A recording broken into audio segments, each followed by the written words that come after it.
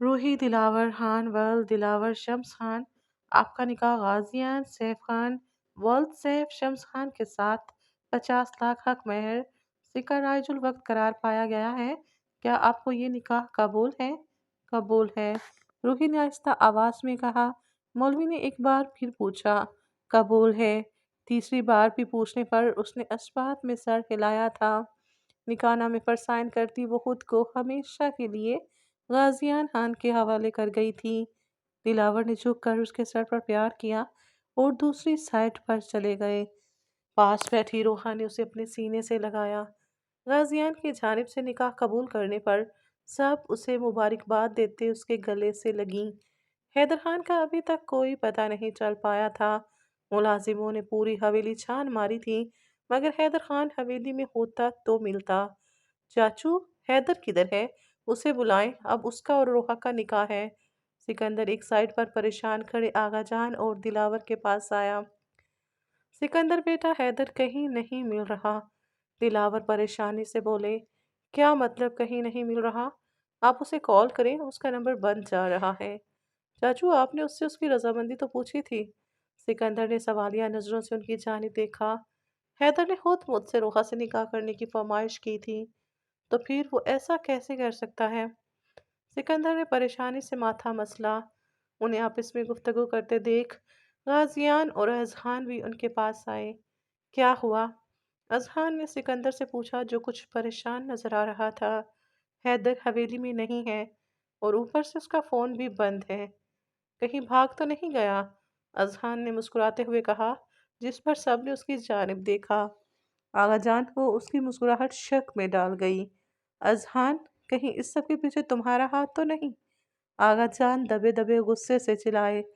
آغا جان، یہ آپ کیسی بات کر رہے ہیں؟ میں تو سارا ٹائم سکندر اور غازیان کے ساتھ تھا۔ کیوں غازیان؟ اذہان نے دونوں کی جانب دیکھا۔ آغا جان، اذہان صحیح کہہ رہا ہے، وہ صبح سے ہم دونوں کے ساتھ ہے اور اذہان ایسی حرکت ہرگز نہیں کر سکتا۔ سکندر کے لہجے میں مان تھا۔ آغا جان نے ناگواریت سے اذہان کی جانب دیکھا۔ تو پھر حیدر کہاں گیا؟ نکاح کے لیے سب اس کا انتظار کر رہے ہیں، محفل لوگوں سے بھری پڑی ہے۔ ایسے میں حیدر کا نہ آنا روحا کے لیے کتنی باتیں بنا سکتا ہے۔ لوگوں کی طرح طرح کی باتیں میری بچی کیسے برداشت کرے گی؟ آغا جان آگے کا سوچتے پریشان ہوئے۔ سر، حیدر سر کا کہیں کوئی پتہ نہیں چل رہا۔ ایک گارڈ ان کے پاس آیا جنہیں دلاور نے حیدر کو ڈھونڈنے بھیجا تھا۔ مجھے تو لگتا ہے حیدر خود کہیں چلا گیا ہے۔ اگر کوئی اسے کڈنیپ کرتا تو ابھی تک فون کال آ چکی ہوتی۔ غازیان کا لہجہ بالکل سپاٹ تھا۔ سکندر، ایک کام کرو، گھر کے سب افراد کو حویلی کے اندر لے کر آؤ اور اقبال کی فیملی کو بھی ساتھ لانا۔ آغا جان کچھ سوچتے حویلی کے اندر چلے گئے۔ تھوڑی دیر بعد سکندر کے پیچھے سب حویلی میں داخل ہوئے۔ لاؤنج میں صوفے پر بیٹھے آغا جان ایک نظر سب کی جانب دیکھا جو سوالیہ نظروں سے ان کی جانب ہی دیکھ رہے تھے۔ آغا جان نے روحا کو اپنے پاس آنے کا اشارہ کیا۔ روحا اپنی بھاری میکسی سنبھالتی ان کے پاس صوفے پر جا کر بیٹھی۔ آغا جان نے اسے اپنے سینے سے لگاتے اس کے سر پر پیار کیا۔ میں نے ایک فیصلہ کیا ہے، اپنی آنکھوں سے آنسو صاف کرتے وہ بلند آواز میں بولے۔ جبکہ حیدر کا کچھ پتہ نہیں چل رہا تو میں ابھی اسی وقت اقبال سے اس کے بیٹے کا ہاتھ اپنی روحا بیٹی کے لیے مانگتا ہوں۔ اقبال، تمہیں کوئی اعتراض تو نہیں؟ آغا جان نے اقبال کی جانب دیکھا جو باقی سب کی طرح حیران کھڑا تھا، جبکہ ان کے سینے سے لگی روحا نے اپنا سر اٹھا کر ان کی جانب دیکھا۔ پاس کھڑے اذہان نے غصے سے اپنی مٹھیاں بھینچیں۔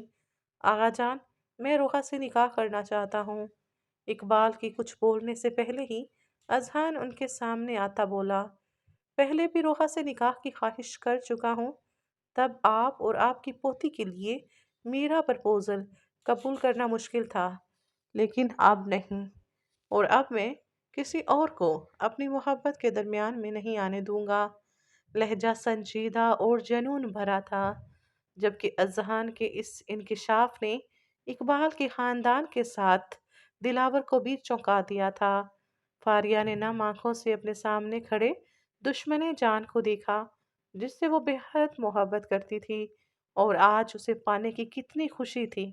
वो कोई उसके दिल से पूछता।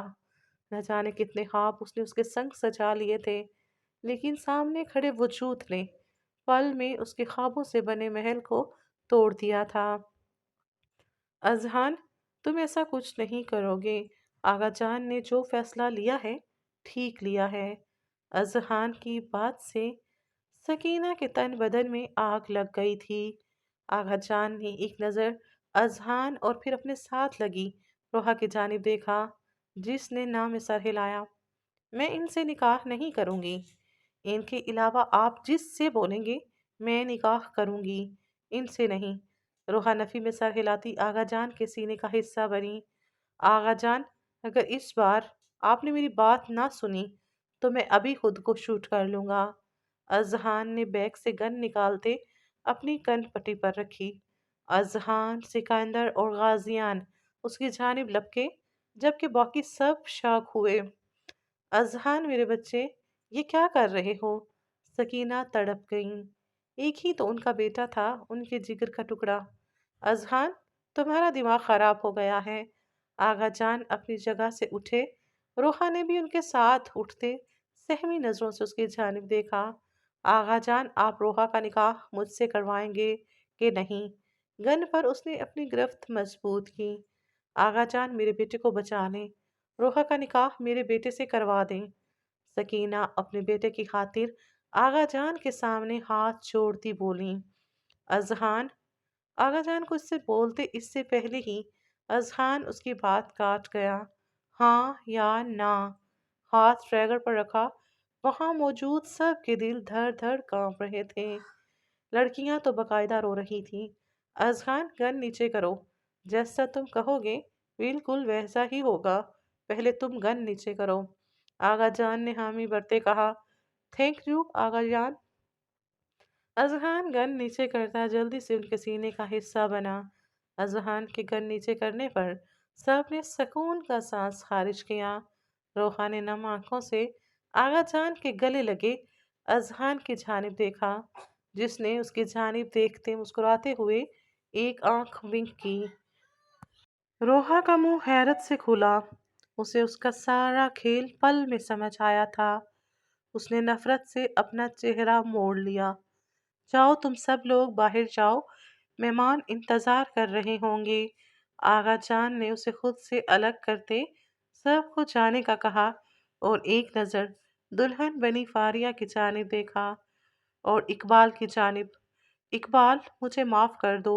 मैं अच्छे से जानता हूँ इस वक्त तुम्हारे दिल पर क्या बीत रही है, लेकिन मैं मजबूर हूँ। आगा जान कहते बाकी सबके साथ बाहर चले गए, जबकि पीछे फारिया रोती हुई अपनी माँ के गले लगी। इतनी बेइज्जती के बाद अब मैं एक पल यहाँ नहीं रुकूंगी। फारिया की माँ गुस्से से बोलती अपनी बेटे और बेटे को लिए वहां से निकलती चली गई। अजहान और रोहा एक दूसरे के आमने सामने बैठे थे, जबकि फूलों की दीवार ने उनकी वजूद को छुपाया हुआ था। रोहा जुबैर खान वल्द जुबैर शम्स खान, आपका निकाह अजहान मुर्तज़ा खान वल्द मुर्तज़ा शम्स खान के साथ 50 लाख हक महर सिक्का रायजुल वक्त करार पाया गया है। क्या आपको ये निकाह कबूल है? काफी देर जब रोहा की जानिब से जवाब न आया तो मौलवी ने दोबारा पूछा। रोहा जुबैर खान वल्द जुबैर शम्स खान, आपका निकाह अजहान मुर्तज़ा खान वल्द मुर्तज़ा शम्स खान के साथ 50 लाख हक महर सिक्का रायजुल वक्त करार पाया गया है। क्या आपको ये निकाह कबूल है? रोहा की खामोशी को महसूस किए अजहान ने गुस्से से अपनी मुठियां भींची। जितना वो छोटी सी लड़कियों से तंग कर चुकी थी, वो सूद समेत उससे अपना बदला लेने वाला था। रोहा की खामोशी को देख आगा चांद ने उसके सर पर हाथ रखा। रोहा ने नजरें उठाकर उनकी जानिब देखा, जिन्होंने आंखें बंद करते उन्हें हौसला दिया। एक बार फिर मौलवी की आवाज़ गूंजी। روحا زبیر خان ولد زبیر شمس خان، آپ کا نکاح اذہان مرتضی خان ولد مرتضی شمس خان کے ساتھ 50 لاکھ حق مہر سے کا رائج الوقت قرار پایا گیا ہے۔ کیا آپ کو یہ نکاح قبول ہے؟ قبول ہے۔ بامشکل اس کی زبان سے یہ الفاظ ادا ہوئے اور ساتھ ہی اذہان کے کچھ الفاظ اس کے کانوں میں گونجے۔ جتنی بار تم نے اس کا نام اپنے ان ہونٹوں سے ادا کیا ہے، اس سے کئی گنا زیادہ سزا ان نرم پنکڑیوں کو چکانی ہوگی۔ بس ایک بار انہیں چھونے کے سارے اختیارات اپنے نام کروا لوں، پھر دیکھنا تمہیں اپنی سانسیں لینے پر مجبور نہ کر دیا تو میرا نام بھی اذہان مرتضی خان نہیں۔ روحا کا دل خوف سے لرزا، کانپتے ہاتھوں سے اس نے نکاح نامے پر دستخط کیے۔ اس کے بعد مولوی نے اذہان کی رضامندی لی۔ اذہان کی رضامندی دیتے ہی سب نے اسے مبارک دی۔ بہت سے لوگوں نے اچانک فیصلہ بدلنے پر سوال بھی کیے تھے، جنہیں بروقت سکندر اور غازیان نے سنبھال لیا تھا۔ نکاح کے فوراً بعد مہمانوں کو کھانا کھلایا گیا تھا، جبکہ رخسانہ اور سکینہ دولہنوں کو حویلی کے اندر لے گئی تھیں۔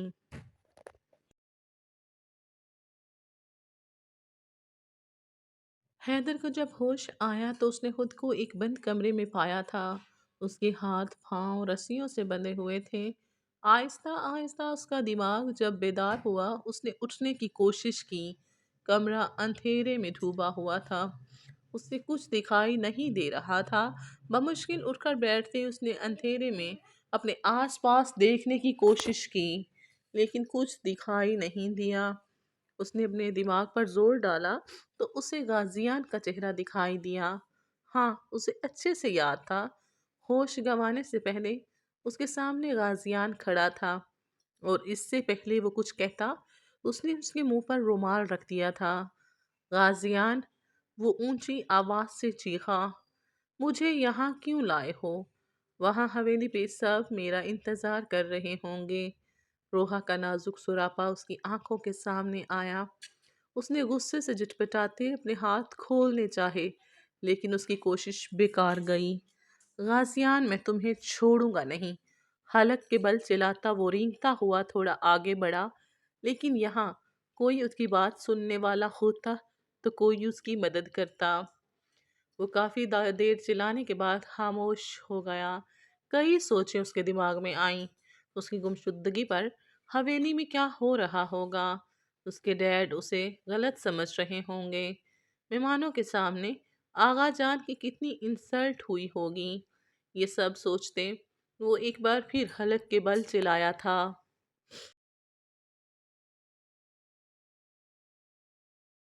روحا یار، کچھ تو کھا لو، یوں بھوکے رہ کر کون سا تم نے کوئی تیر مار لینا ہے؟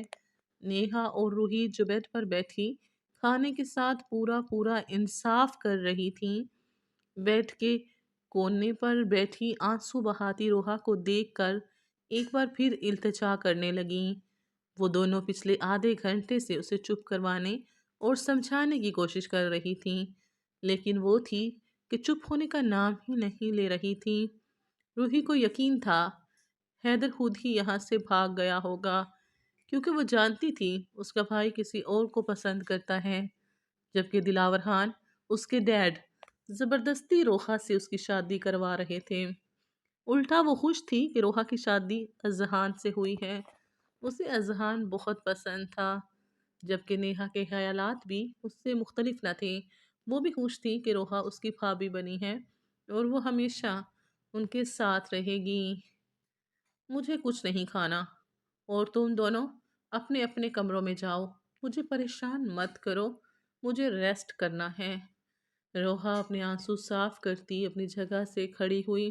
ارے بھابھی جی، ابھی سے نند پر ظلم کرنے لگی، ابھی تو آپ کی رخصتی بھی نہیں ہوئی۔ نیہا مسکراتی بولی، جبکہ نیہا کا اسے بھابھی بلانا اسے آگ لگا گیا۔ نہیں ہوں میں تمہاری بھابھی، سمجھی؟ تمہارے بھائی نے زبردستی شادی کی ہے مجھ سے۔ روحا دبے دبے غصے سے چلائی۔ روحی اور نیہا روحا کو چلاتے دیکھ پریشان ہوئیں۔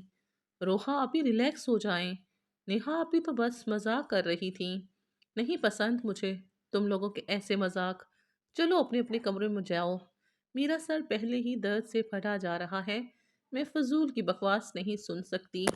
نیہا اور روحی اس کی حالت پر ترس کھاتی، کھانے کی ٹرے اٹھاتی، ایک نظر اس پر ڈالتی، وہاں سے نکل گئیں۔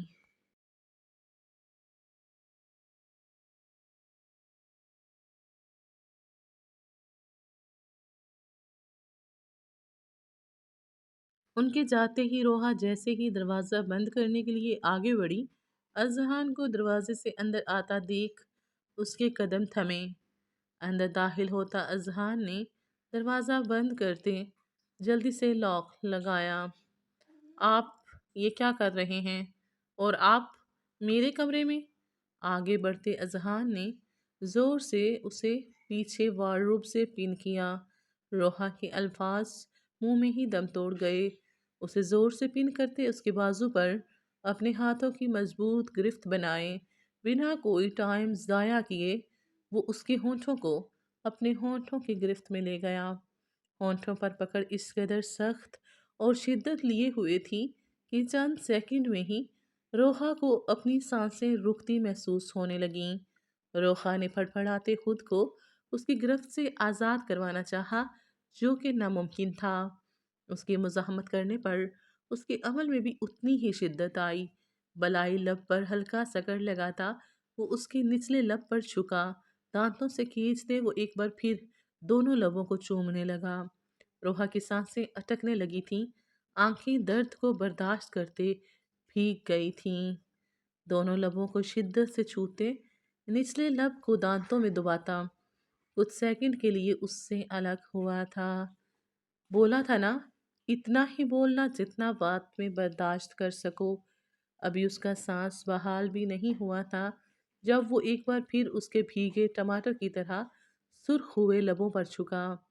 اس بار چھونے کی شدت پہلے سے بھی زیادہ تھی۔ ایک بار پھر اس کا سانس ٹوٹنے لگا تھا۔ روحا کو لگا تھا آج وہ اس کی جان ضرور لے لے گا۔ قطرہ قطرہ